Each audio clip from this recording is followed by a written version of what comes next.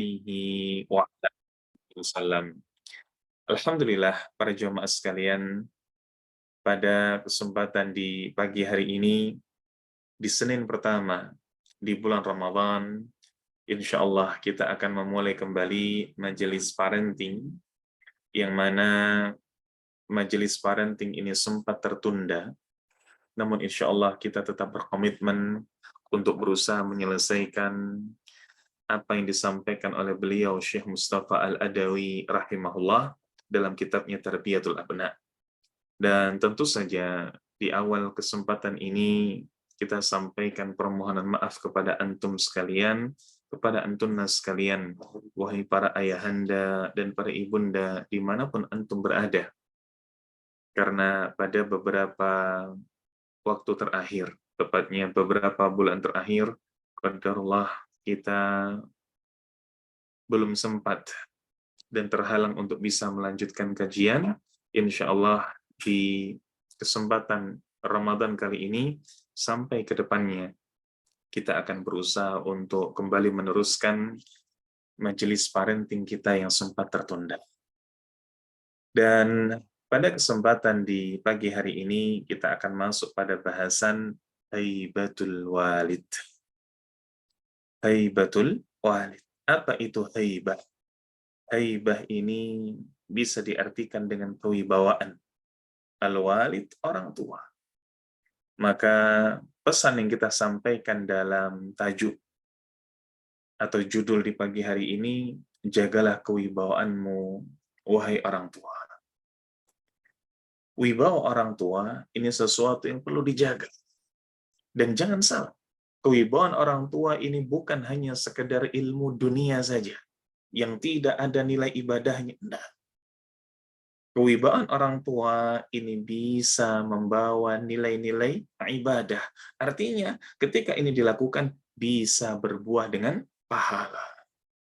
Apalagi kalau kita lihat bagaimana haibatul walid ternyata juga dilakukan, dipraktekkan oleh para sahabat. Dan kepada siapa mereka mencontoh? Tentu saja kepada Nabi Shallallahu Alaihi Wasallam.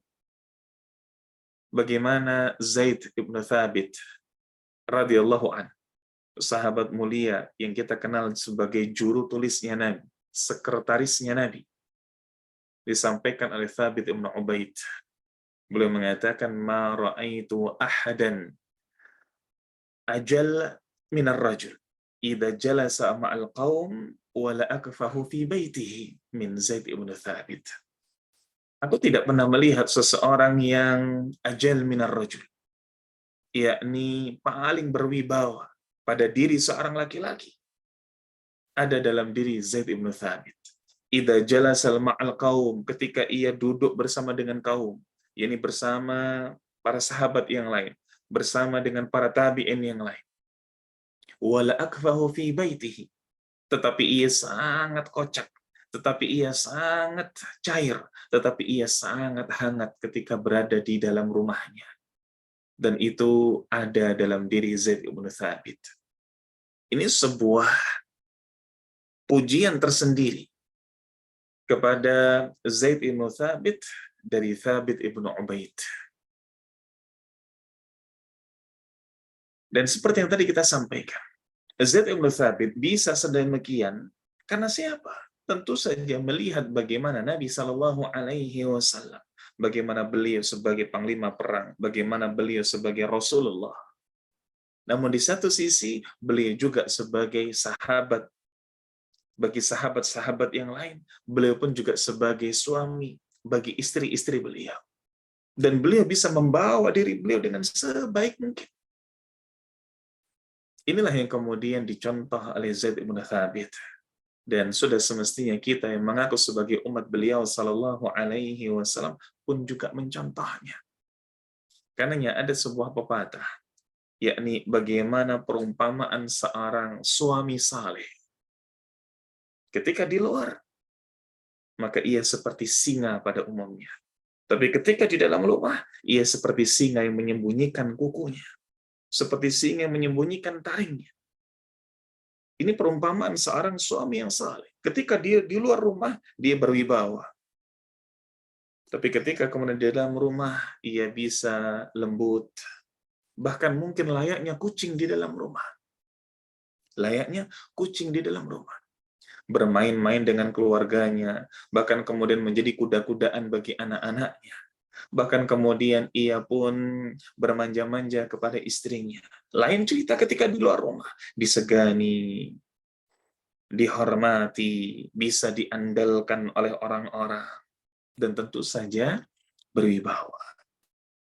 Maka inilah yang mestinya dilakukan oleh kita semua, wahai para suami. Terlebih kalau kita melihat dalam sebuah hadis di mana Nabi Shallallahu Alaihi Wasallam mengatakan, "Kullu sayyin yalhu bihi ibnu Adam illa min thalath." Segala sesuatu yang sifatnya permainan ini akan melalaikan.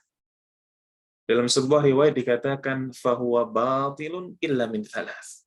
Semua itu bisa membawa kepada kebatilan kecuali 3 hal.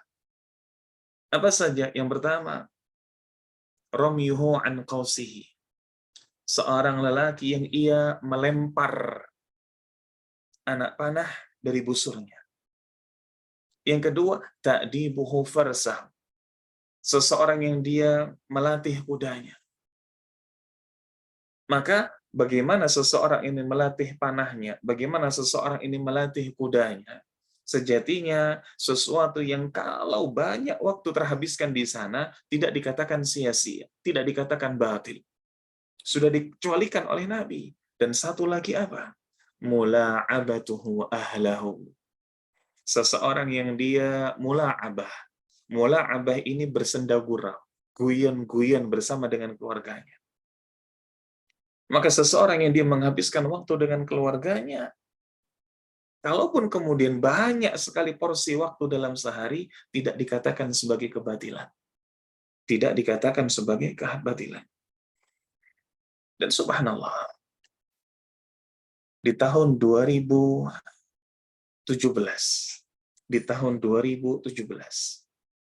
pernah di sana ada sebuah survei, yang mana survei ini menyebutkan tentang fatherless, ketiadaan ayah di dalam rumah. Namun ketiadaan ayah di sini perlu dalam tanda kutip. Bukan berarti ketiadaan ayah ini adalah yang tidak punya ayah, yang tidak punya bapak, atau ibu yang single parent. Tidak. Bukan hanya itu maksud. Tapi fatherless di sini adalah ada ayah, tapi tidak terasa perannya. Ada bapak, tapi tidak terasa perannya. Ada pemimpin rumah tangga, tapi seakan-akan wujuduhu ka'adami. Keberadaannya seperti ketiadaan.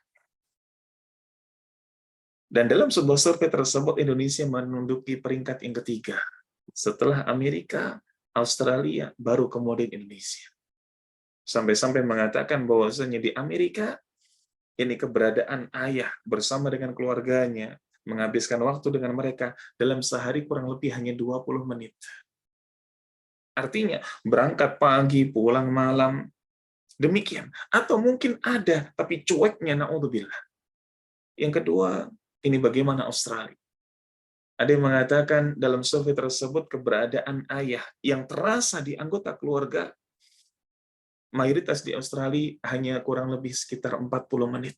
Dan Indonesia dalam sebuah survei dikatakan 60 menit saja. Keberadaan ayah, keberadaan bapak terasa oleh anggota keluarganya dalam satu hari kurang lebih hanya sekitar 60 menit saja. Na'udzubillah waliyadzubillah. Na'udzubillah waliyadzubillah. Padahal Nabi Shallallahu Alaihi Wasallam sudah katakan, ada 3 hal yang seandainya dijadikan permainan, dijadikan kesibukan, dijadikan aktivitas yang melalaikan, hukum asalnya batil. Tapi 3 hal ini tidak. Bagaimana seseorang apa? Ramyuhu an qausihi, melepaskan anak panah dari busurnya. Ta'dibu farsahu, melatih kudanya atau melatih skill berkudanya. Begitu pula mula'abatuhu ahlahu. Seseorang yang ia yakni bersenda gurau, menghabiskan waktu bersama keluarga. Kapan terakhir kita kemudian sebagai seorang ayah bersenda gurau dengan anak-anak kita? Kapan kemudian anak-anak kita menjadikan diri kita sebagai orang yang paling nyaman dalam diri? Jangan-jangan anak kita ketika ditanya siapa sosok paling nyaman dalam dirinya, maka dia akan bertanya atau dia akan menjawab temannya, atau dia akan menjawab gurunya, dia akan menjawab mungkin orang lain. Na'udzubillah waliyadzubillah. Jarang sendau gurau, jarang sendau gurau. Apalagi kemudian waktu-waktu yang lain. Jangan-jangan waktunya ketika bersama dengan anak hanya marah dan marah saja. Maka bagaimana mungkin nasihatnya akan didengar kalau ternyata waktu bermain-main bersama dengan mereka, yang notabene permainan masih menjadi jiwa mereka. Jiwa anak adalah permainan. Sementara kita tidak bisa memberikan hak tersebut kepada anak-anak kita. Para jamaah sekalian, ayahanda dan ibunda yang mencintai sunnah dan dicintai oleh Allah Azza wa Jalla. Maka disampaikan di sini oleh beliau, Syekh Mustafa Al-Adawi rahimahullah, wala budda an yakuna lil walidain haibatun fil bait hatta yasma'a lahuma wa yuta'. Sudah sepantasnya dan sudah seharusnya sebagai orang tua, baik itu ayah maupun bunda, haibatun fil bait, untuk memiliki kewibawaan di dalam rumah. Untuk memiliki apa? Kewibawaan. Dikatakan la budda, harus, wajib. Orang tua punya kewibawaan. Kenapa? Salah satunya adalah hatta yasma'a lahuma wa yuta'. Sampai keduanya ini bisa menjadi pribadi didengar oleh anak dan juga ditaati oleh anak. Maka seorang ayah ini pemimpin bagi penghuni rumahnya. Ra'in. Nabi Shallallahu Alaihi Wasallam katakan, kullukum ra'in wa kullukum mas'ulun an ra'iyatih. Setiap di antara kalian adalah pemimpin. Dan ayah ra'in fi ahli baitihi. Seorang ayah adalah pemimpin bagi penghuni rumahnya. Dan dia akan dimintai pertanggungjawaban, dihisap atas apa yang ia pimpin. Kalau kemudian ada di antara ayahanda dan ibunda sekalian masih mengingat apa yang sempat kita sampaikan, sempat dicatat apa yang menjadi pertemuan kita pada beberapa waktu yang lalu. Bagaimana kita sampaikan perkataan para salaf, bahwa Allah Subhanahu wa ta'ala sayas'alul walid an waladih qabla ayyas'alal walad an walidih. Allah ini akan bertanya dulu kepada orang tua tentang anaknya sebelum Allah bertanya tentang anak kepada orang tuanya. Artinya, bagaimana kita sebagai orang tua terhadap anak, memperlakukan anak, bertanggung jawab kepada anak, ini akan ditanya dulu sebelum Allah bertanya kepada anak tentang bagaimana sikapnya kepada orang tua. Kita akan ditanya dulu. Dan ketika dikatakan orang tua, bukan berarti ayah. Ayah memang ia adalah apa? Pemimpin bagi penghuni rumahnya. Tapi demikian pula seorang istri, seorang bunda. Dia pemimpin di dalam rumahnya dan akan dimintai pertanggungjawaban atas apa yang ia pimpin. Anaknya, urusan-urusan pendidikan anaknya, urusan-urusan perut anaknya akan dimintai pertanggungjawaban. Baik. Lalu disebutkan di sini oleh beliau bahwa hadhil haibah tatahaqqaqu bi umurin. Kewibawaan orang tua ini bisa diwujudkan dengan beberapa perkara.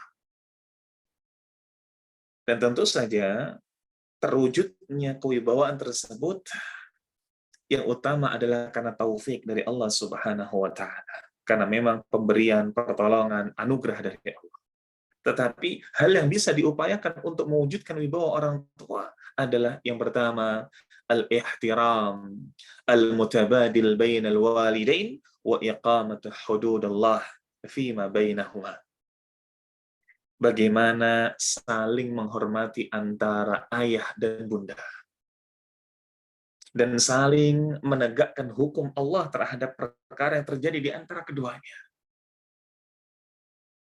Seorang ayah, seorang bunda, orang tua, jangan bermimpi bisa dihormati oleh anak-anaknya. Kalau ternyata di antara ayah dan bunda, antara ayah kepada bunda, antara bunda kepada ayah, tidak ada penghormatan satu sama lain. Jangan bermimpi seorang ayah akan dihormati. Jangan bermimpi seorang bunda akan dihormati.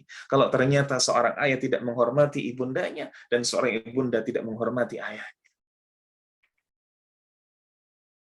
Dan bagaimana mewujudkan saling menghormati antara ayah dan bunda tersebut? Tentunya dengan menegakkan hukum Allah. Apa di antaranya? Nafkah. Seorang ayah, bagaimana mungkin Anda akan dihormati dengan penuh keikhlasan, dengan penuh ketulusan oleh sang istri, oleh sang bunda. Kalau kemudian justru Anda lalai terhadap nafkah, Anda justru abai terhadap nafkah. Nah, begitu pula seorang ibunda. Bagaimana mungkin Anda akan dihormati oleh ayah, oleh seorang suami, ketika bahkan hak suami Anda abaikan. Ketika suami memerintahkan ini, Anda tidak dengar. Ketika suami memerintahkan itu, Anda pun kemudian meremehkan. Bagaimana mungkin akan terjadi saling penghormatan antara suami dan istri? Maka jadikan syariat sebagai hakim. Jadikan syariat sebagai hakim. Selain dari penunaian hak suami menunaikan hak istri, istri menunaikan hak suami, saling menjaga kewajibannya masing-masing.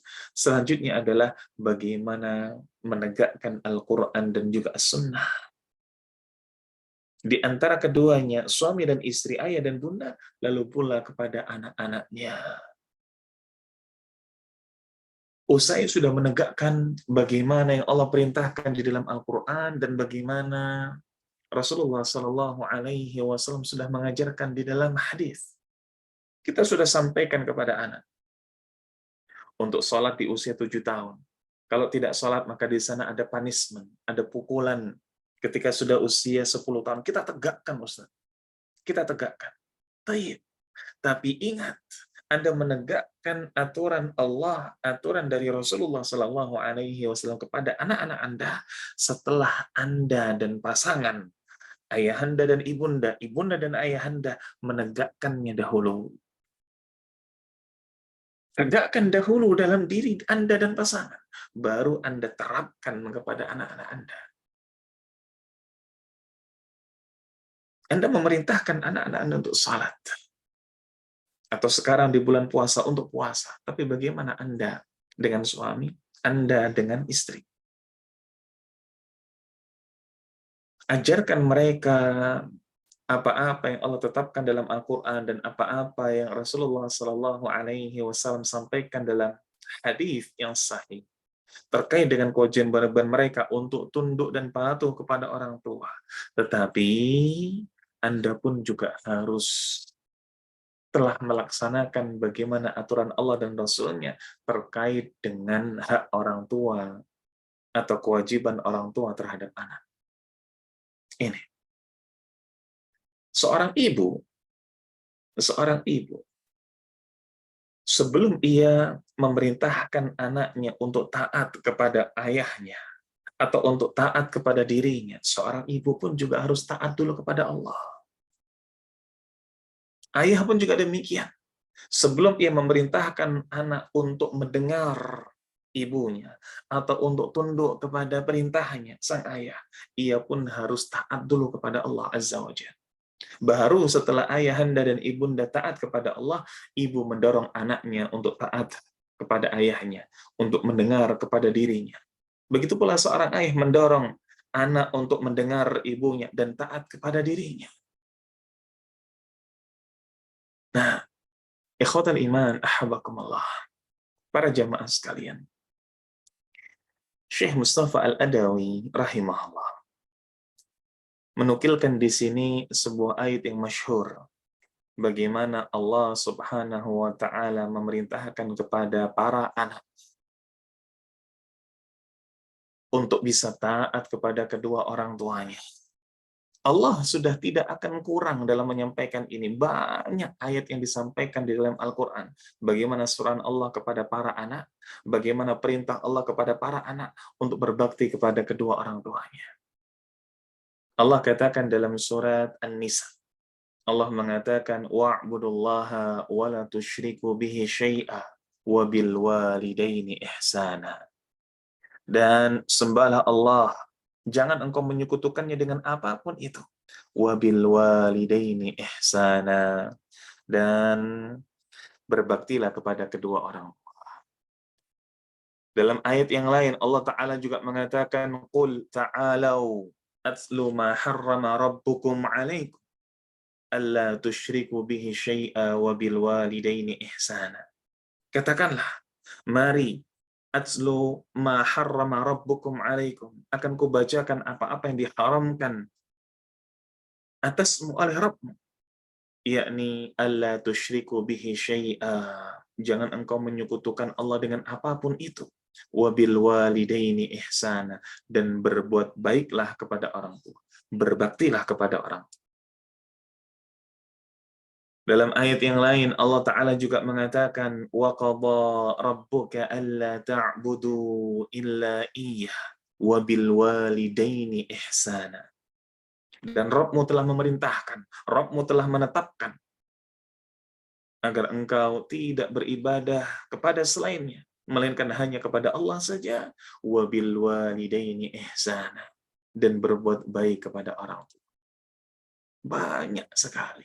Tidak kurang-kurang Allah telah mewajibkan, tidak kurang-kurang Allah mewasiatkan untuk kita berbuat baik kepada orang tua. Tidak kurang-kurang. Bahkan ketika kemudian di sana dijelaskan dengan detail bagaimana kepada ibu, Allah pun juga sampaikan. Dalam surat Luqman misalkan, wa wassaynal insan biwalidayhi hamalathu ummuhu wahnan ala wahnin. Dan kami telah perintahkan kepada manusia, kata Allah, untuk berbuat baik kepada siapa? Biwalidayhi, kepada kedua orang tua. Khususnya apa? Hamalathu ummuhu, ibunya yang telah mengandungnya. Wahnan ala wahnin, dalam keadaan lemah yang semakin lemah, lemah yang bertambah-tambah lemah. Sudah disampaikan di sana. Maka apa maksud dari beliau, Syekh Mustafa Al-Adawi, menukilkan ayat-ayat ini? Seakan-akan beliau ingin mengatakan kepada para ayahanda, kepada para ibunda, jangan khawatir. Syariat ini telah membantu Anda, wahai para ayahanda. Syariat ini telah membantu Anda, wahai para ibunda. Telah memerintahkan kepada anak-anak Anda untuk taat kepada Anda berdua. Syariat ini mendukung kalian berdua, ayahanda dan ibunda. Banyak sekali ayat, banyak sekali dalil yang memerintahkan anak-anak Anda untuk taat kepada Anda berdua. Tinggal bagaimana Anda berdua untuk menjadikan diri yang benar-benar layak untuk dihormati, layak untuk didengar, layak untuk ditaati. Kadangkala orang tua ini dirinya sendirilah yang menjadikan dirinya tidak layak untuk didengar. Dirinya sendirilah yang menjadikan dirinya tidak layak untuk dihormati. Memerintahkan anaknya untuk salah, sementara orang tua tidak salah. Memerintahkan anaknya, bahkan marah kepada anaknya ketika merokok, tapi menyuruh anaknya untuk membelikan rokok. La haula wa la quwwata illa billah. Memerintahkan anaknya untuk kuat, tegar. Tapi ayahnya senantiasa memarahi, menjatuhkan mentalnya. Bagaimana Anda mau membuat mental Anda kuat? Kalau yang seharusnya mental anak-anak kuat itu karena diri Anda, tapi Anda justru down-kan. Anda justru hancurkan. Yang keluar dari lisan Anda adalah marah, marah, dan marah. Yang tampak dari mata Anda hanya melotot, melotot, dan melotot. Dan setelah itu diam saja. Bagaimana mental anak ini akan terbentuk? Mental anak terbentuk dengan kasih sayang. Kasih sayang dulu. Apakah tidak dengan ketegasan? Ada waktunya, tapi kasih sayang dulu. Lihat bagaimana Allah Subhanahu wa taala, Nabi Shallallahu alaihi wasallam ketika perintahkan dan berikan sebuah aturan. Muru auladakum bis salah. Perintahkan anak-anak kalian untuk salat. Wahia ibnu sab'i sinin. Ketika ia berusia 7 tahun. Hanya diperintahkan. Adakah sanksi? Tidak. Berarti di sini kelembutan dominan. Kelembutan dominan. Maka keliru besar kalau seorang yang mengatakan saya ini tegas kepada anak Ustaz, justru untuk melatih mentalnya. Bagaimana ketegasan Anda itu muncul? Apakah ketegasan Anda ini muncul sekonyong-konyong begitu saja, atau setelah Anda dahului dengan kelembutan? Kalau sekonyong-konyong Anda lakukan ketegasan, maka itu bukan membentuk mental, itu menghancurkan. Untuk membentuk mental, barengi dulu. Bahkan dahulukan dulu dengan apa? Kelembutan. Kasih sayang, kasih sayang, kasih sayang. Sampai pada tiba waktunya, ketika dirinya sudah merasakan kasih sayang. Anak sudah tiba-tiba datang kepada kita, meluk. Anak sudah datang kepada kita, tiba-tiba ngesun, tiba-tiba cium. Anak sudah datang kepada kita, tiba-tiba ngeruntel, ngelendot, dan lain sebagainya. Anak merasa nyaman dengan kita.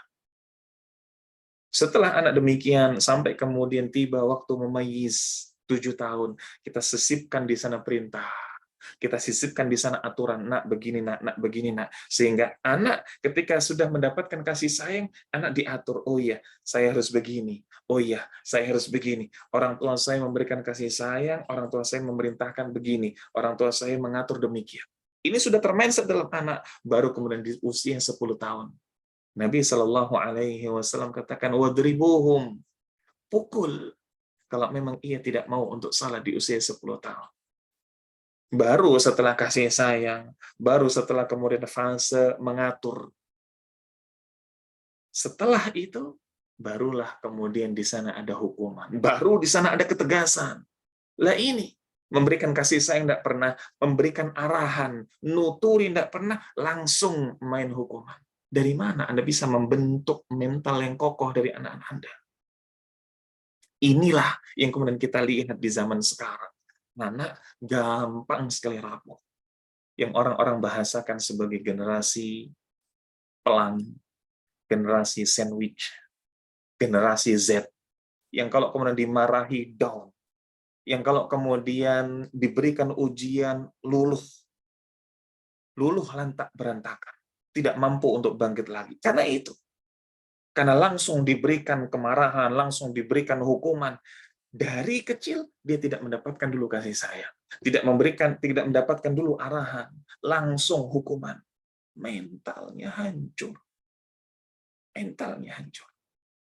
Maka bayangkan, anak-anak muda di zaman sekarang, yang mungkin sekarang di bangku kuliah, yang mungkin sekarang di bangku SMA, down mentalnya. Karena kelalaian kita sebagai orang tua. Kelalaian kita sebagai orang tua. Maka 20 tahun lagi, bayangkan seperti itulah gambaran pemimpin kita. Yang saat ini, anak-anak kita di usia SMA, anak-anak kita di usia kuliah, dengan mental yang rapuh seperti itu. Demikianlah gambaran pemimpin kita 20 tahun lagi. Ketika anak kita usia 20-an, kelak ketika usia 40-an, ya demikianlah mentalnya. Apakah kita mau? Maka hentikan, putus generasi buruk ini dengan kita yang mulai mengajarkan kepada anak kita. Kita yang mulai menanamkan dan membentuk kewibawaan diri kita dengan benar.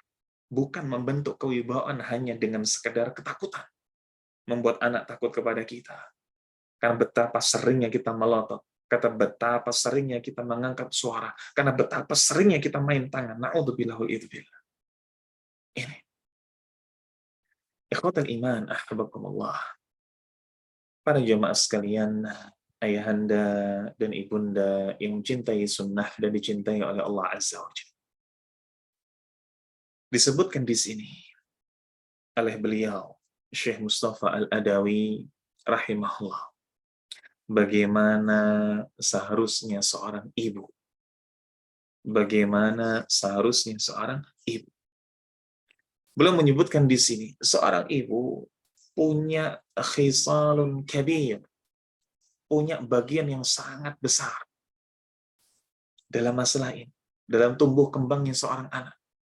Punya peran besar. Dan disebutkan dalam sebuah hadis dari Imam Bukhari dan Imam Muslim, muttafaqun alaih. Hadis dari sahabat Abu Hurairah radhiyallahu an. Ketika beliau menceritakan ada seseorang yang datang kepada Nabi Shallallahu alaihi wasallam lalu mengatakan, "Ya Rasulullah, man ahakun nas bi husni sahabati." Wahai Rasulullah, siapakah di antara manusia yang paling berhak untuk mendapatkan perlakuan baik dariku? Siapakah yang paling layak untuk mendapatkan sisi baik dari diriku? Nabi Shallallahu Alaihi Wasallam mengatakan, ummuka, ibu. Thumma man, siapa lagi? Thumma ummuka, ibu. Thumma man, siapa lagi? Thumma ummuka, ibu. Lalu siapa lagi? Dan baru dikatakan thumma abuk. Lalu bapak. Maka ibu punya peran besar. Ketika sang anak ini sudah mendapatkan hidayah, alhamdulillah, ia tahu tentang dalil ini. Sang anak ini kemudian benar-benar bisa mendahulukan ibunya, memuliakan ibunya 3 kali lipat sebelum ia memuliakan ayahnya. Dalam urusan-urusan yang khusus, dalam urusan-urusan yang umum, ia tetap kepada bapaknya sebagai pemimpin tertinggi dalam urusan rumah. Dalam urusan khusus, dia menomorsatukan ibunya, bahkan 3 kali lipat dibandingkan dengan urusan khusus ayah. Tapi dalam urusan umum, dia tetap kepada ayahnya terlebih dahulu. Maka ibu, ketika mendapati anak ini sudah tahu hal tersebut, maka tanamkan kepada mereka, kepada anak-anak Anda. Tanamkan untuk apa? Tanamkan untuk benar-benar bisa memuliakan orang tuanya. Mendengar ibunya, taat kepada orang tuanya, taat kepada bapaknya. Dan sampaikan, engkau wahai anakku, engkau ini mendengar ibumu, bukan karena ibu ingin didengar, tapi karena Allah perintahkan demikian. Engkau anakku, taat kepada bapakmu, bukan karena bapakmu ingin ditaati saja, bukan karena ibu juga ingin engkau taat kepada ayah saja, tapi karena Allah yang perintahkan. Seandainya bapakmu tidak mau didengar, tapi Allah sudah perintahkan engkau untuk mendengar bapak. Ini yang perlu disampaikan. Ini yang perlu disampaikan. Baik. Ikhwatal iman, ahbakumullah. Lalu disebutkan di sini, untukmu ayyuhal ab, wahai para ayah. Beliau, muallif rahimahullah, memberikan sebuah sapaan khusus kepada ayah. Anda, wahai para ayah, janganlah rendahkan ibu-ibu kalian di hadapan anak. Janganlah rendahkan istri-istri kalian di hadapan anak-anak kalian. Jangan Anda marahi istri Anda, wahai ayah, ibu dari anak-anak Anda di depan mereka. Jangan Anda rendahkan ibunda anak-anak Anda di depan mereka. Kalau memang Anda ada hal yang tidak disukai dalam diri ibu, dalam diri pasangan Anda, ajak ke kamar, masuk kamar, tuturi di sana. Tutup pintu, jangan biarkan anak-anak Anda tahu. Tuturi. Tuturi. Baru kemudian setelah itu bersikap biasa lagi di depan anak. Ini. Maka inilah maksud dari apa yang tadi kita sampaikan di awal. Wahai para ayahanda, wahai para ibunda, sebelum Anda perintahkan anak-anak untuk taat kepada Anda berdua, ayah dan ibu, jadikan Anda berdua dulu taat kepada Allah, dan jadikan Anda berdua dulu saling menghormati sebelum Anda minta penghormatan dari anak-anak. Maka orang tua yang saling menghormati tidak akan merendahkan satu sama lain di hadapan anak. Ketika orang tua ini, sang ayah mendapati ibu teledor, mungkin ada piring yang pecah, mungkin ada keran yang patah karena mungkin terlampau kuat, karena mungkin teledor, tidak hati-hati dalam memutar on dan off. Ayah, jangan langsung marahi ibu di hadapan anak-anak. Ketika ayah ini langsung marahi ibu karena pecahnya gelas, karena pecahnya piring, karena mungkin tumpahnya air, karena mungkin patahnya keran, Anda langsung marahi ibu di hadapan anak-anak Anda, maka akan terekam dalam benak anak-anak Anda. Oh, ternyata boleh ya memperlakukan ibu saya demikian. Sehingga anak-anak Anda akan kehilangan respek, akan mulai menghilangkan respek kepada ibunya. Memang itu mungkin keteledoran, itu sebuah kesalahan. Tapi kalau di hadapan anak Anda, jaga. Ajak ke kamar. Kenapa? Hati-hati. Kalau kemudian kerannya itu apa? Kerannya itu patah, nggak bisa dipakai. Ya kalau bisa langsung diperbaiki. Kalau hari Ahad, banyak toko-toko bangunan yang tutup. Gimana memperbaikinya? Nggak bisa. Sampaikan demikian di dalam kamar. Kalaupun harus marah, kalaupun memang di sana perlu ada ketegasan, jangan di hadapan anak-anak. Bukan kita berarti melarang seorang ayah untuk tidak tegas kepada ibunya. Enggak. Silahkan. Anda pemimpin. Kalau memang ketegasan itu baik dan diperlukan, silakan. Tapi hati-hati, jangan sampai ketegasan itu membuat anak merendahkan ibunya. Ini wahai para ayah. Karena ketika ibu ini sudah kehilangan wibawanya di hadapan anak, maka akan berantakan di rumah tangga. Akan berantakan. Seorang ibu itu vital sekali. Kalau ibu ini dalam keadaan tidak baik-baik saja di dalam rumah, maka rumah secara umum tidak akan baik-baik saja. Karenanya, tahan diri wahai para ayah, jangan engkau rendahkan ibu di hadapan anak-anaknya. Ketika ibu ini punya aib, silahkan benahi aib tersebut. Ketika memang aibnya ini harus dengan ketegasan, silahkan tegasi. Untuk apa? Untuk membuat aib itu tidak terulang lagi ke depannya. Tapi sekali lagi, jangan di hadapan anak. Dan bukankah Nabi Shallallahu Alaihi Wasallam telah berpesan kepada kita dengan sebuah hadis yang masyhur, hadis yang sangat tenar. Nabi Shallallahu Alaihi Wasallam mengatakan, "Man satara musliman, satarallahu yaumal qiyamah." Barang siapa yang menutupi aib seorang muslim di dunia, maka Allah akan tutupi aibnya di akhirat. Bahkan dalam hadis, fid dunya wal akhirah, Allah akan tutup aibnya di dunia dan juga di akhirat. Di dunia dan juga di akhirat. Baik. Dan berikutnya, kepada Anda, ayyatuhal wahai para ibu, wahai para ibunda. Muallif rahimahullah, Syekh Mustafa Al-Adawi berpesan, janganlah Anda membangkang, nusyus, menyelisihi, tidak taat kepada suami Anda, sehingga anak-anak Anda pun menghilangkan kehormatannya, yakni menghilangkan bagaimana ketaatannya kepada ayah Anda atau kepada pasangan Anda. Jangan. Nusyus saja tidak boleh. Apalagi kalau nusyusnya ini di hadapan anak. Anda tidak manut kepada suami ini saja tidak boleh.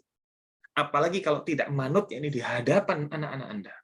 Maka akan tertanam dalam mindset anak-anak Anda. Oh, ternyata saya boleh ya memperlakukan ayah demikian. La haula wa la quwwata illa billah. Dan bagaimana satu kaum ketika pemimpin tertingginya tidak dihormati, ketika pemimpin tertingginya tidak ditaati, hancur, berantakan, tidak akan terurus satu kaum. Maka demikian. Ketika pemimpin tertinggi dalam rumah, ini seorang ayah, tidak ditaati oleh anak-anaknya, hancur. Maka wahai para ibunda, jangan Anda memiliki andil untuk membuat anak-anak Anda, putra-putri Anda, menghilangkan penghormatannya kepada suami Anda. Terkadang suami ada yang di sana bersabar, menahan diri. Ketika Anda ngomel, suami tetap diam, suami tetap menahan sabar. Tidak lain tidak bukan, maka itu karena kebaikan dari suami Anda, tidak ingin masalah berlarut-larut, tidak ingin kemudian menambah beban pikiran Anda sehingga Anda dibiarkan untuk meluapkan dahulu. Walaupun mungkin di dalam hatinya ada yang menyimpan rasa dongkol, kenapa dirinya sebagai pemimpin rumah tangga diperlakukan begini, tapi tetap menahan diri. Kalau ini ada dalam diri suami Anda, bersyukurlah. Tapi Anda tetap harus mencela apa yang Anda lakukan. Kenapa? Ketika Anda lakukan hal tersebut di hadapan anak-anak. Anda marahi suami, Anda ngomel kepada suami di hadapan anak-anak. Benar suami diam. Benar suami sabar. Tapi Anda lakukan di hadapan anak-anak, ini yang menjadi salah. Ini yang menjadi salah. Kalau memang itu hanya Anda berdua dengan suami, hanya Anda berdua dengan ayahnya anak-anak, maka kemudian Anda meluapkan isi hati, dan suami kemudian mendengarkan. Anda meluapkan semuanya, dan suami tetap sabar. Kalau itu hanya antar Anda berdua, dan suami ridho dengan apa yang Anda lakukan tersebut, silakan. Tapi kalau di sana ada anak, walaupun suami ridho, jangan lakukan. Jangan lakukan. Ajak suami ke kamar. Lalu sampaikan unek-unek Anda. Ini. Apalagi di hadapan putri Anda. Ketika kemudian putri Anda ini merekam dengan baik apa yang Anda katakan kepada suami Anda. Lalu kemudian kelak ketika ia menikah, apa yang telah direkam dari perkataan-perkataan Anda disampaikan kepada suaminya. Suaminya belum tentu sebaik suami Anda. Suami putri Anda belum tentu sesabar suami Anda. Maka ia pun muntap, marah. Ketahuilah, seandainya mereka bercerai, Anda, wahai para ibu, punya andil terhadap hal tersebut. Atas ucapan Anda yang direkam oleh putri Anda dan kemudian dikeluarkan kepada pasangannya, kepada suaminya. Na'udzubillah wal iyadzu billah. Na'udzubillah wal iyadzu billah. Maka ikhwatal iman, rahimakumullah. Bapak-bapak dan ibu-ibu, ayahanda dan ibunda yang mencintai sunnah dan dicintai oleh Allah Azza wa Jalla. Kalau membangkang kepada suami saja adalah bentuk penyelisihan terhadap syariat, bukan sebagai perkara yang mendatangkan ridha serta cintanya Allah, apalagi melahirkan keberkahan dalam rumah tangga. Apalagi kalau kemudian pembangkangan tersebut memiliki efek yang dahsyat karena dilakukan di hadapan anak-anak. Na'udzubillah wal iyadzu billah. Nabi Shallallahu Alaihi Wasallam dalam sebuah hadis beliau mengatakan, "Lau kuntu amiran ahad, seandainya aku boleh memerintahkan seseorang, ayas judali ahadin, untuk bersujud kepada orang lain, bukan bersujud kepada Allah, la amartul mar'ah antas judali zaujiha. Niscaya aku akan perintahkan seorang wanita untuk bersujud kepada suami. Seandainya tidak ada aturan tauhid, seandainya tidak ada aturan akidah yang melarang seseorang untuk bersujud kecuali hanya kepada Allah saja. Seandainya tidak ada aturan ini, niscaya Nabi perintahkan seorang istri untuk bersujud kepada suami. Kenapa? Lima abbamallahu min haqqihi 'alaiha. Karena besarnya hak seorang suami yang telah diberikan Allah kepadanya. Ini. Karenanya, para jamaah sekalian, khususnya wahai para ibunda, ajarkan anak-anak Anda sesuatu yang dibutuhkan olehnya dalam urusan-urusan agama. Ajarkan ia tentang keimanan, ajarkan ia tentang bagaimana salat, puasa, membaca Al-Quran. Selain Anda tidak lupa untuk mengajarkan anak-anak Anda untuk taat kepada bapaknya. Karena memang mengajarkan agama, baik itu urusan salat, urusan puasa, atau urusan yang berkaitan dengan keimanan, ini akan melahirkan kewibawaan tersendiri. Kita pernah dapati, dan ini kita cermati betul. Bagaimana dua keluarga, dua orang tua. Keluarga yang pertama, ini keluarga yang betul-betul dekat dengan anaknya. Keluarga yang kedua juga sama-sama dekat. Bisa dikatakan bahwa Dua keluarga ini sama-sama layak dan benar sikapnya dalam hal bagaimana memposisikan diri mereka di dalam rumah dan di luar rumah. Ayahnya ketika di luar rumah sama-sama memberikan manfaat kepada orang lain, sama-sama mengamalkan hadis Nabi Shallallahu Alaihi Wasallam, yakni sebaik-baik manusia yang dicintai oleh Allah adalah anfa'uhum linnas, yang paling bermanfaat. Yang satu ketua RT, yang satu imam masjid, baik. Kepada anak-anak mereka dalam rumah pun juga baik. Baik secara muamalah dengan anak-anaknya. Tetapi yang satu tidak mengajarkan agama kepada anaknya. Yang satu mengajarkan agama. Maka kita dapati, sang anak-anak mereka ini menghormati keduanya. Tapi penghormatan anak yang diajarkan agama oleh orang tuanya berbeda levelnya. Berbeda level. Ada di level lainnya. Ia benar-benar bisa dekat dengan orang tua, tapi di satu sisi ia pun juga ta'zim, hormat. Betul.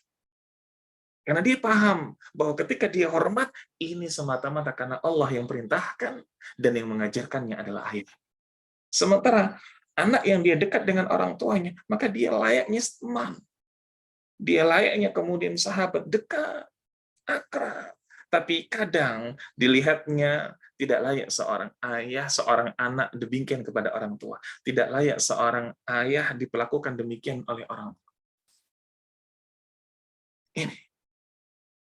Seperti mungkin saking dekatnya, saking akrabnya, manggilnya tidak sopan. Manggilnya tidak sopan. Seperti manggil apa? Manggil mungkin dengan sebutan kamu kepada bapak. Ini. Walaupun mungkin bapaknya biasa saja, tapi ini bukan sesuatu yang baik dalam timbangan syariat. Dalam timbangan syariat. Maka selain mengajarkan bagaimana anak-anak untuk bisa hormat kepada pasangan Anda dan juga diri Anda, ajarkan agama. Dengan demikian, insya Allah kewibawaan itu akan muncul dengan sendirinya. Muncul dengan kesendirian. Baik, para jamaah sekalian, bapak-bapak dan ibu-ibu, ayahanda dan ibunda, yang mencintai sunnah dan dicintai oleh Allah Azza wa Jalla, inilah yang bisa kita sampaikan pada kesempatan di pagi hari ini, bagaimana memunculkan wibawa kedua orang tua di hadapan anak. Bagaimana kedua orang tua ini menjadikan diri mereka taat dulu kepada Allah.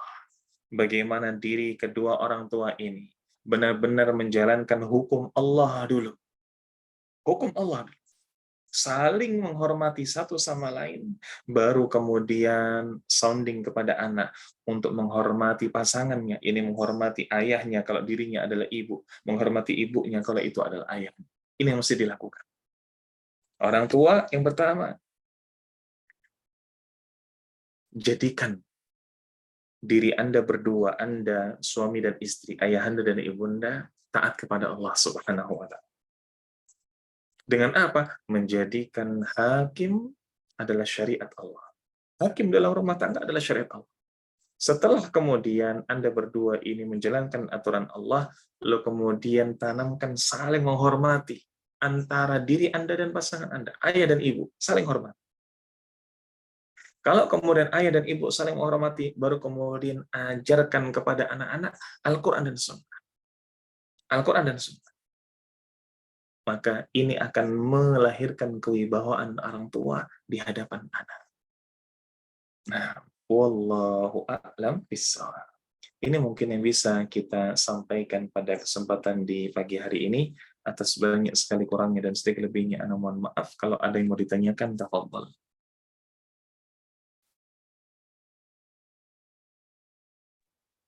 Alhamdulillah, syukron wa jazakumullah khairan Ustaz atas penyampaian materinya pada pagi hari ini.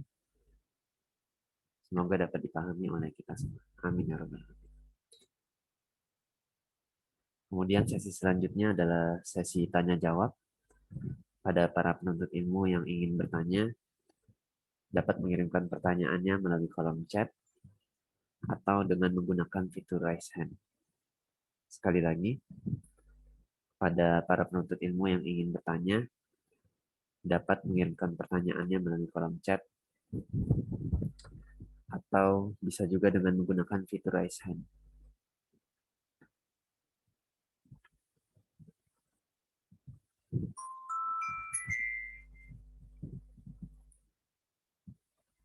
Belum ada pertanyaan?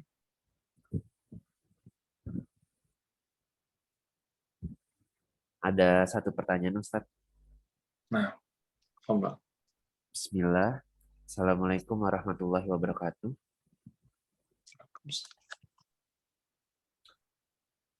Afwan Ustadz, izin bertanya.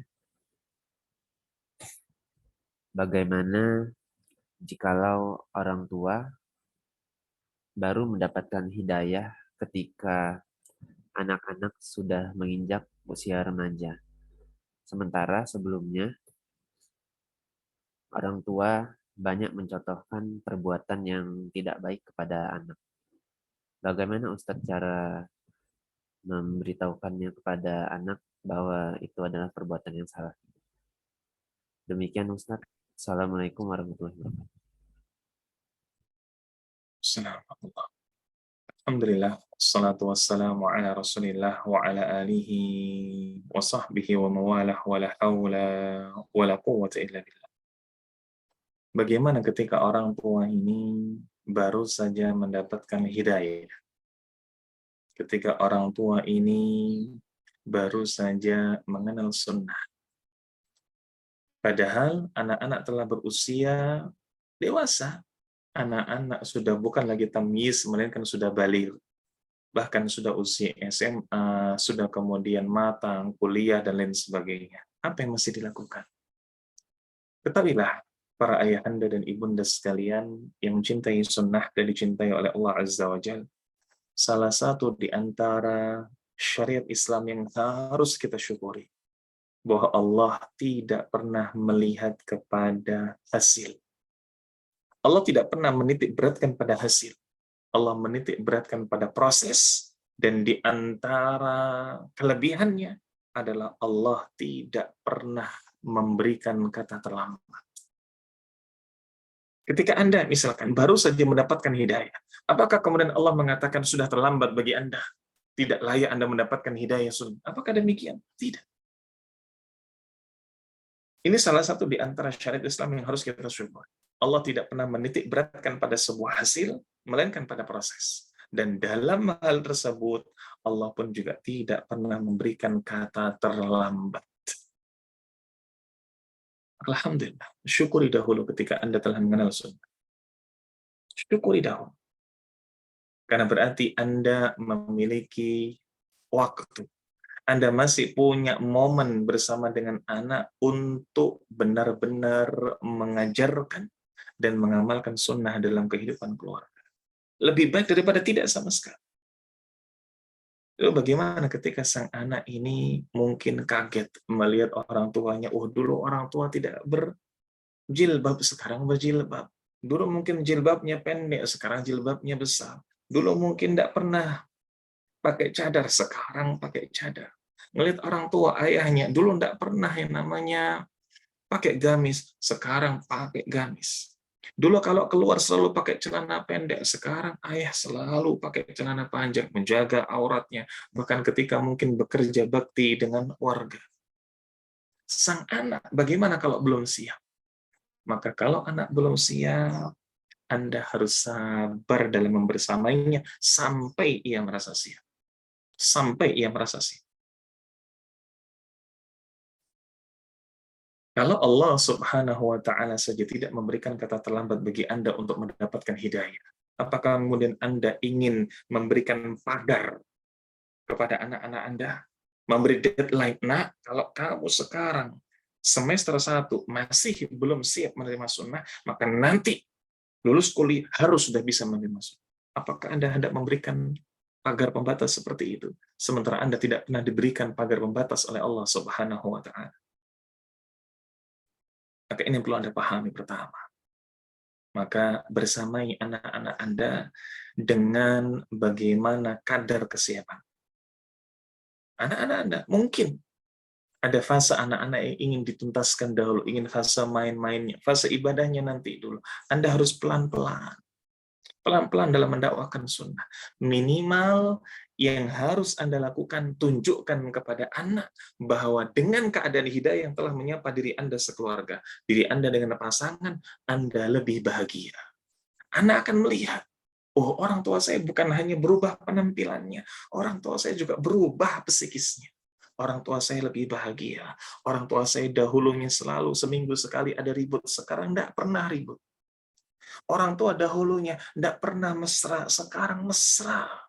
Orang tua dulu selalu kasar, sekarang tidak pernah kasar. Tampakkan proses perubahan dan kebahagiaan Anda itu di hadapan anak. Sehingga anak yang sudah main nalarnya, anak akan bisa berpikir, oh, masa orang tua saya yang mendapatkan hidayah, menjadi lebih baik, menjadi lebih bahagia, saya pun merasakan efek positifnya. Tidak pernah lagi kemudian dimarahi, dibentak, apalagi ditampar. Saya merasakan efek positifnya. Masa iya? Saya yang merasakan efek baik dari orang tua. Saya yang melihat orang tua juga semakin baik, lalu saya kemudian tidak ingin ikut seperti mereka. Ini tampakkan. Tampakkan kepada anak-anak. Jangan kemudian Anda kaku. Nah, harus begini, nak. Bapak ini telat, nak. Kamu jangan sampai telat. Oke, jangan sampai telat boleh, tapi jangan beri pagar pembatas. Ini yang mesti dilakukan. Dan jangan lupa, satu hal yang utama juga adalah minta kepada Allah yang menggenggam hati anak-anak Anda, yang menguasai hati anak-anak Anda. Allah Subhanahu wa Ta'ala. Minta kepada Allah agar ketuk hati anak-anak Anda. Wallahu a'lam bishawab. Alhamdulillah. Syukron wa jazakumullah khairan Ustaz atas jawaban dari pertanyaannya. Semoga dapat dipahami dan diamalkan. Amin ya rabbal alamin. Nah, Kemudian masih belum ada lagi Ustaz pertanyaannya masuk. insya Allah. Maka kalau ada pertanyaan lainnya, anak husnudzon bahwa alhamdulillah partisipan yang hadir di pagi hari ini ayahanda dan ibunda sekalian adalah ayahanda dan ibunda yang telah berwibawa di hadapan anak-anak. Nah,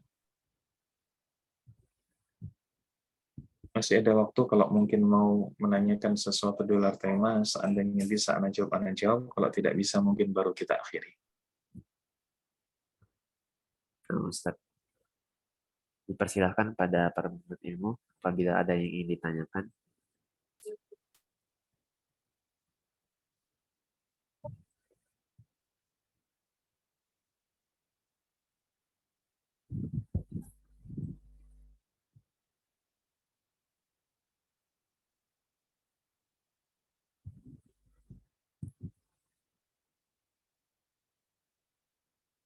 Ada satu Ustaz. Nah, tafadhali.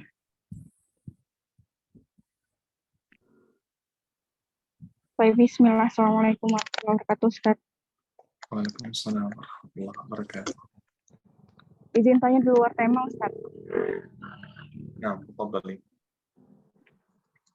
Jadi teman anak ini punya suami, dia LDR, Ustaz.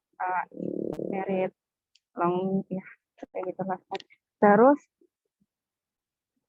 si suami ini nggak bisa punya keturunan lagi, Ustaz, karena faktor penyakit. Tapi si istri pengen punya anak lagi, Ustaz. Apa dia boleh minta cerai, Ustaz, sama suaminya? Seperti itu, Ustaz. Syukran. Baik. Nah, alhamdulillah wassalatu wassalamu ala Rasulillah wa ala alihi wa sahbihi wa mawalah wa la haula wa la quwwata illa billah. Para jamaah sekalian, ayahanda dan ibunda yang mencintai sunnah dan dicintai oleh Allah Azza wa Jalla, bagaimana ketika ada seorang suami istri yang LDR? Suami istri yang LDR. Lalu dengan LDR tersebut ada problem lain. LDR yang berarti jarang bersama, LDR yang berarti jarang ada family time, LDR yang berarti jarang ada hubungan intim di antara keduanya.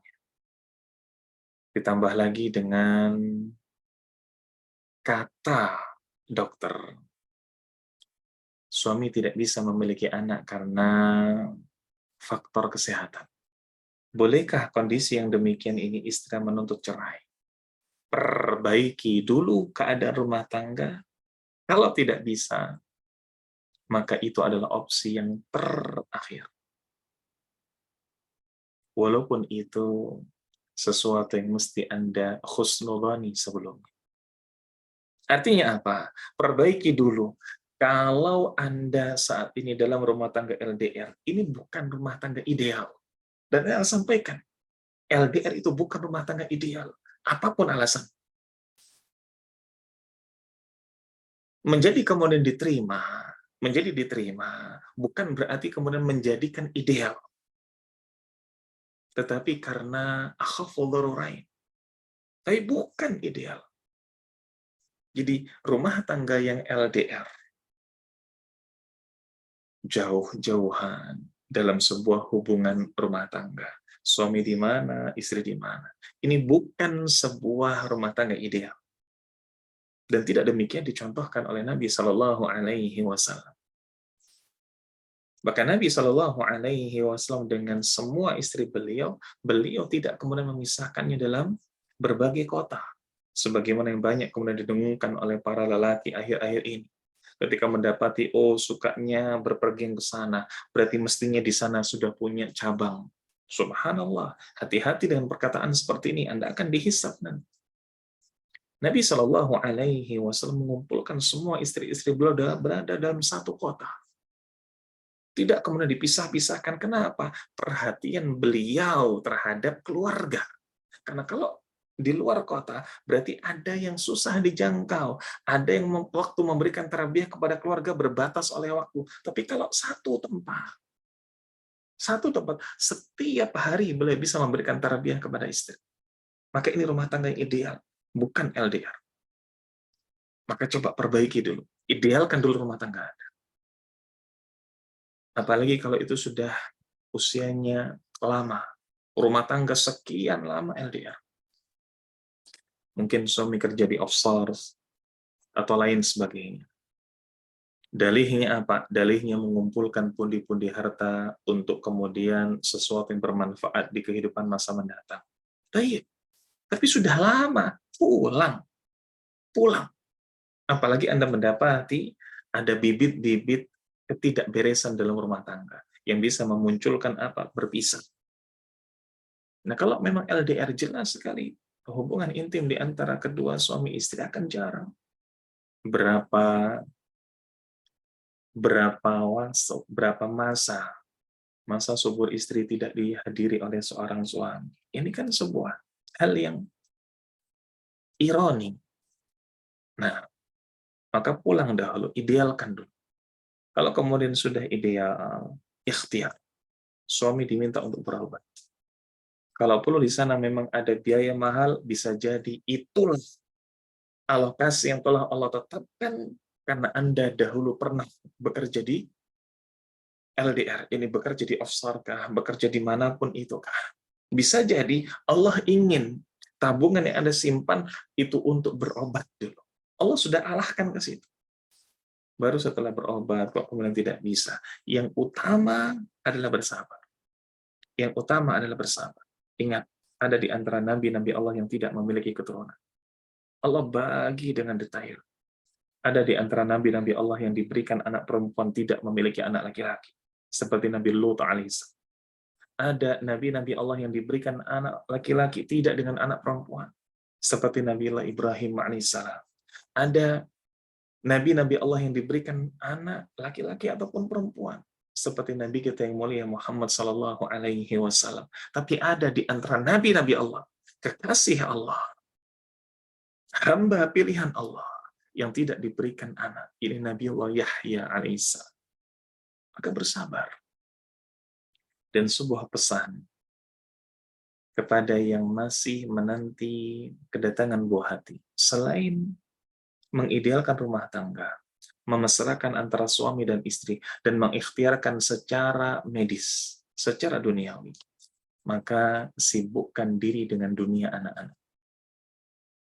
Sibukkan diri dengan dunia anak-anak. Entah itu ngajar TPA, entah itu ngelesi, mata pelajaran umum, sibukkan dengan dunia anak-anak. Ingatlah ketika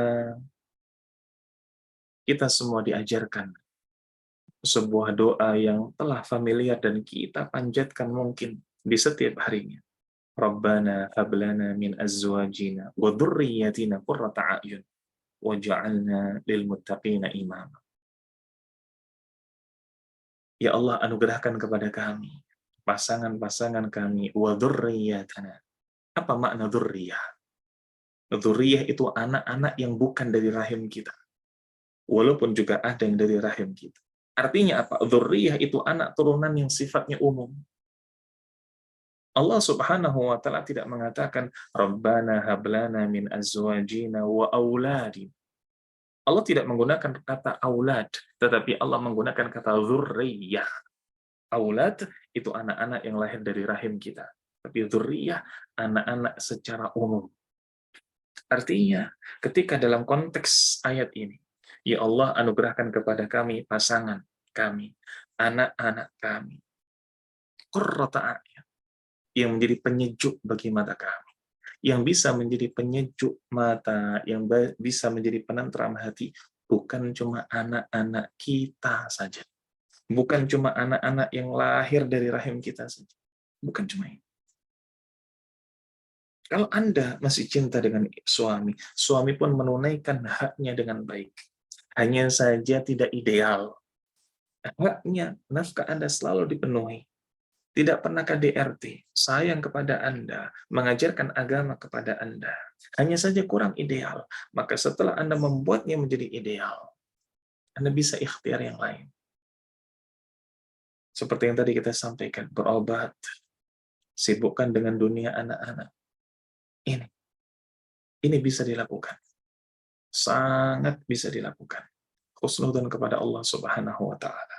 Atau kalau ingin memancing, maka silahkan minta. Mungkin ada dari keluarga Anda atau keluarga suami yang punya anak alias keponakan Anda untuk tinggal bareng dengan Anda. Asalkan yang mahram. Kalau di sana laki-laki, maka itu keponakan Anda, wahai para istri. Kalau itu perempuan, maka keponakan suami. Maka akan menjadi mahram. Ini. Wallahu a'lam bishawab. Baik, ada pertanyaan lain?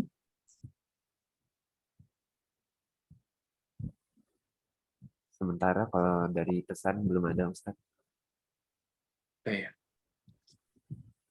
Kalau tidak ada, mungkin bisa kita. Ada kelanjutan yang tadi. Nah, tafadhal. Kata beliau, Afwan suaminya sudah vasektomi. Apa vasektomi? Subhanallah. Kenapa vasektomi?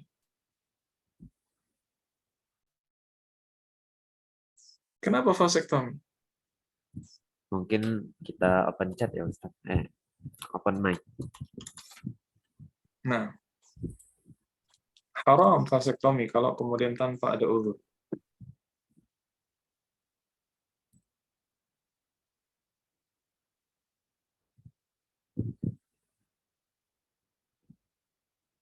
Nah, Ustaz. Bismillah. Nah, Ya, jadi karena tadi dokter bilang ada penyakit, jadi harus di vasektomi gitu, Ustaz. jadi benar-benar atas rekomendasi tenaga medis ya. Iya, gitu, Ustaz. Baik.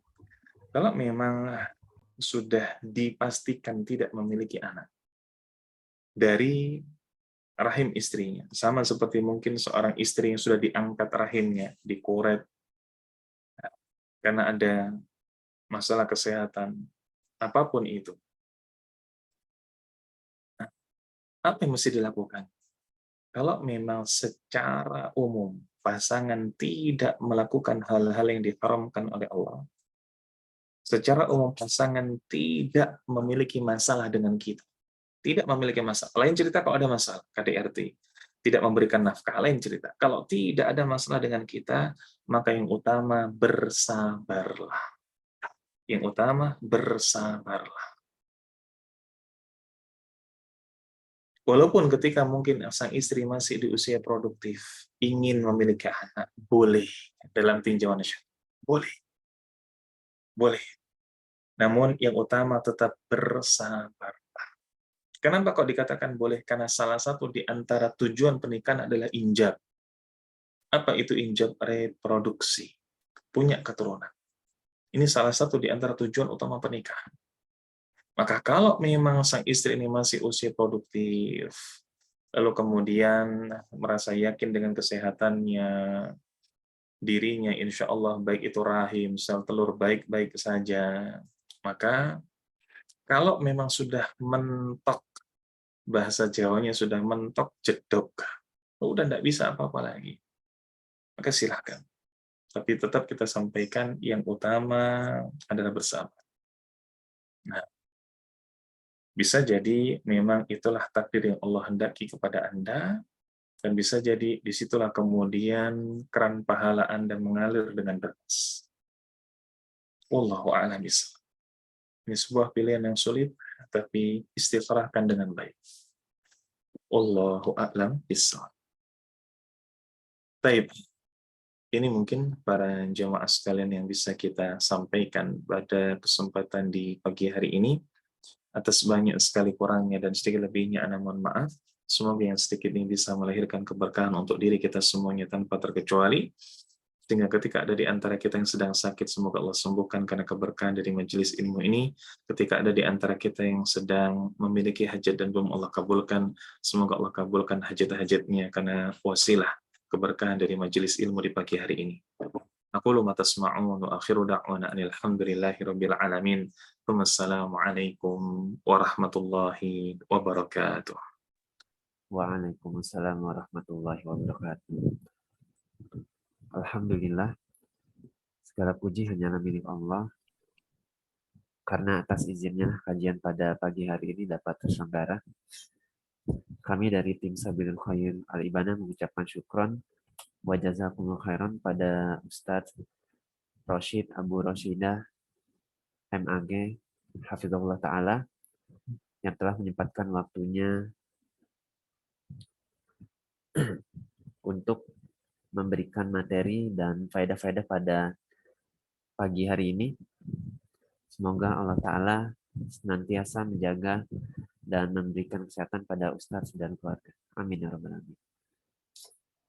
Kemudian kami juga mengucapkan syukran wa jazakumullah khairan pada para penuntut ilmu yang telah menyimak kajian pada pagi hari ini.